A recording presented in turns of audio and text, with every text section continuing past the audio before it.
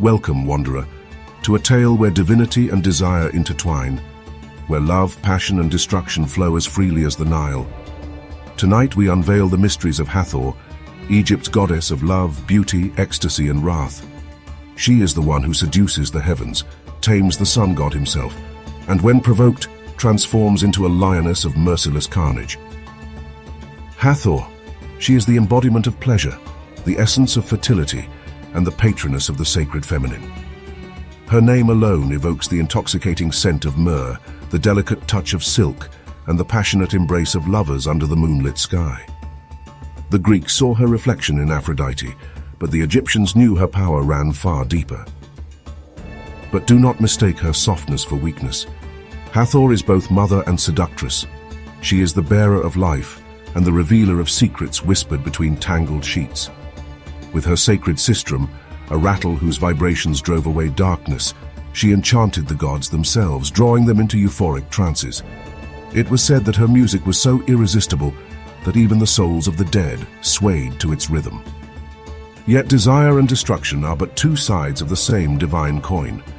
When the people of Egypt grew arrogant, scorning the gods, Ra, the sun god, knew he needed a reckoning.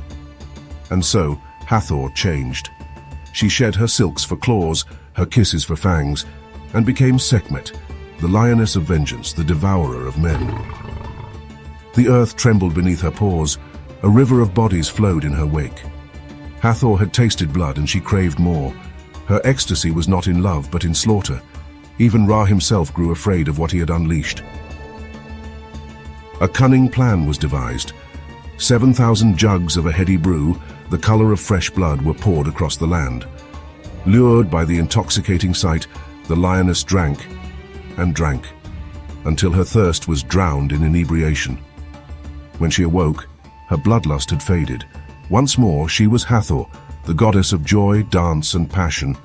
And thus a festival was born, a night of revelry where men and women would drink, dance, and surrender to their deepest desires in her honor. But Hathor's allure was not merely in revelry.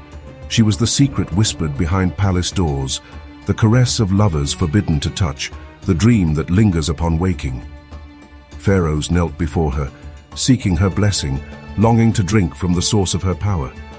Some say she was more than a mother to Horus. She was his lover, his solace, his divine pleasure. She nursed him with her divine milk, restoring his strength, cradling him in arms softer than the petals of a lotus. When Horus, the falcon god, was struck down and left to wander the abyss of blindness, it was not Ra, not Isis, but Hathor who found him. With her touch, his pain subsided. With the milk of a wild gazelle, she healed his wounded eyes. And as he gazed upon her once more, he saw not just his savior, but the embodiment of all things beautiful, all things tender, all things irresistible. So, who is Hathor? She is the mother, the temptress, the warrior, the divine seductress who dances beneath the moon and sets the hearts of gods and mortals alike aflame. She is the golden laughter in the sun's rays, the soft sigh between parted lips, the warm breath against bare skin. Even now, in the whispers of the wind and the rustle of silk against skin, her presence lingers.